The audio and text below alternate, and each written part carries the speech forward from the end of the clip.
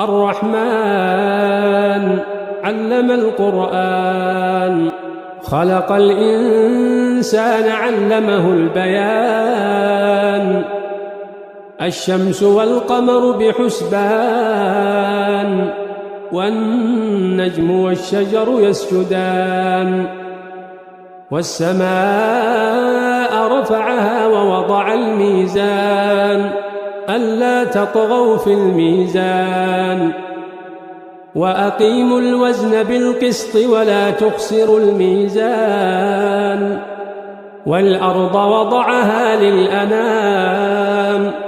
فيها فاكهة والنخل ذات الأكمام